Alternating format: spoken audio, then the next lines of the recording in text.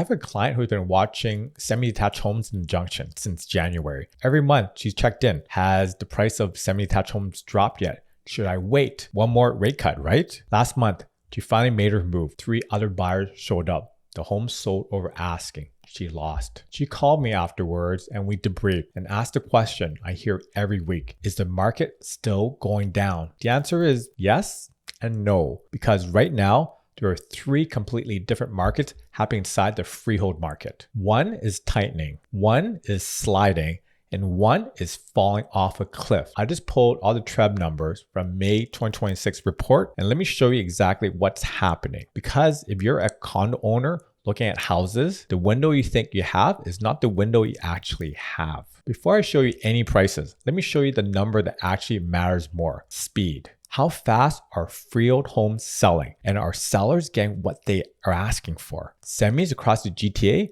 are selling at 102% of list price. That means on average, they're selling above asking, and they're gone in 20 days. Let me put that in context. 102% means if a semi lists at $1 million, it sells for about $20,000 more. That's a bidding war market, not a massive one, not like 2021 levels, but sellers are getting more than they're asking for, and they're getting it under 3 weeks. Townhouses are at 100%. They're right at asking. 24 days on the market. There's no premium, there's no discount, just neutral. Detached homes are at 98% of asking. 25 days on the market, slight discount. Buyers are negotiating on detached. They're not negotiating on semis. That spread, it's everything. The semi market is a seller's market inside a buyer's market. If you are a condo owner and planning to sell and buy a semi, you're selling into a segment where condos move at 97% of asking in 34 days, and buying into one where semis are moving at 102% in 20 days. You're on the wrong side of both transactions, unfortunately. But let's look at inside Toronto proper. It is even more aggressive. Toronto semis are selling at 105% of list price. Average time on market, 17 days. And in the East End, 110% of list, 13 days. That is full bidding war territory. Multiple offers, over asking, gone in under 2 weeks. If you're a buyer looking east of the DVP for a semi, bring your best offer for the first time. There's no room to negotiate. Now here's the number underneath all of this. Activity. Last month, 6,500 freehold homes sold across the GTA. That's up 6% from May of last year. That means more people are buying. But new listings, they dropped about 18%. Almost a fifth fewer homes came to the market. And active inventory fell 13%.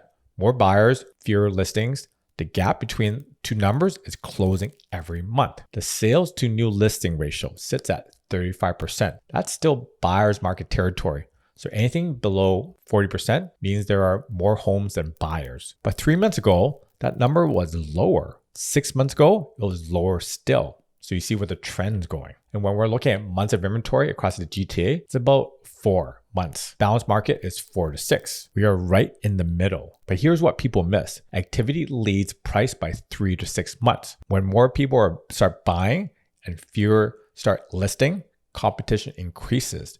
And when competition increases, prices follow. They have not followed yet across the board, but in the semi market, they already have. Semis are selling over asking. That's the leading edge. For buyers, this means the window is still open, but it's narrower than it was in January.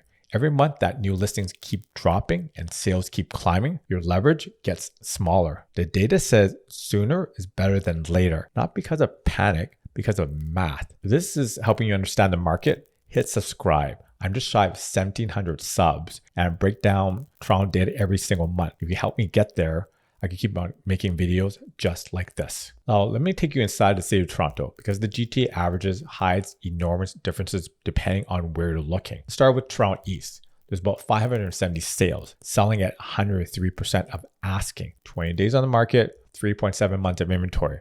That's approaching seller's market territory. The East End is the tightest freehold market in the city right now. So we're talking about Leslieville, the Beaches, Danforth, Scarborough. If you're a buyer in the East End, you're competing. Good homes are getting multiple offers, and the data says you're paying above asking on average. And when you drill into semis specifically in the East End, It's even more aggressive, 110% of list price, 13 days. That is not balanced. That's a seller's market by every measure. Toronto West, 623 sales, 100% of asking, 26 days on the market, 4.4 months of inventory, balance. Buyers still have room to negotiate. Listings are not sitting the way they were 6 months ago, but you're not fighting like many offers either. So we're talking about the Junction, High Park, Bloor West, and Etobicoke. If a home is priced right, it sells close to asking within a month. If it's priced 3% too high, it sits. The West End is where I'm seeing the most negotiating room for freehold buyers right now. You have more time, more inventory, and sellers are flexible. If you're a move-up buyer and you're open up on location, the West End gives you better leverage than the East. Toronto Central, there's about 1,100 sales, 97% of asking, 29 days on the market, 5.6 months of inventory. So Toronto Central has the most supply and the most room to negotiate. But keep in mind, Central's softness is driven largely by the condo segment. And if you're looking at a freehold in Midtown or the Annex, the numbers look very different from a one bedroom at Yonge and Bloor. Okay, we've seen how fast things are selling. You have seen the supply picture. You have seen the district breakdowns. Now, let me show you the actual prices. Detached homes average about 1.35 mil in May of 2026. That's down about 4.7% from May of last year. Semi-detached homes average about just over $1 million, down 2.9%. And townhouses average about $840,000, down 7% year over year. Every freehold type is still down year over year, but the size of the decline is telling you completely different stories. Semis barely declining at 2.9% on $1 million home. That's $31,000. The semi actually went up from April to May. Last month average for semis, $1,033,000. This month, $1,068,000. That's a $34,000 increase in 1 month. That lines up with what I've showed you earlier. Semis selling over asking, gone in 20 days. The speed showed up first.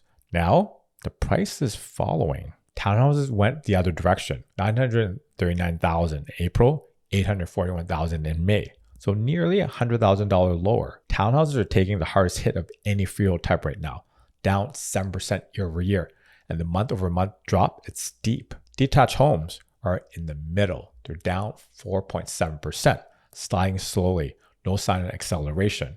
The decline is steady and predictable. If someone tells you the housing market is down, ask them which housing market, because these three types are living in three different realities. And let me zoom up and show you where we sit in the bigger picture. Detached homes peaked in 2022 at 1.54 mil. Today, 1.358 mil.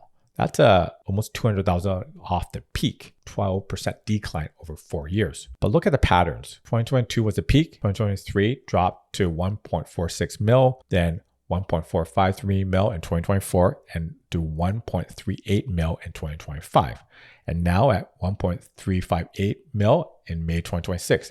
Each year, the decline is getting smaller. So I'm seeing the floor, it's forming. Now look at semis. Peak in 2022 at 1.18 mil. Today at $1,067,000. That is about $115,000 off the peak, 9.7% decline. The semi declines the smallest of all freehold type, 9.7 versus 12.1 for detached and 23.3 for townhouses. So semis are holding value better than anything else on the ground. Townhouses, this is the one that should concern some people. The peak in 2022 was $1,096,000. Today, $840,000. That's about $256,000 off the peak, a 23% decline, nearly a quarter of that value gone in 4 years. I'll tell you why townhouses are getting hit the hardest. They sit in a squeeze. On the top end, they're competing with semis. On the bottom end, condos. When both soften, buyers pull in both directions. Some stretch up to a semi at $1,068,000. Others step down to a condo, which is about $639,000.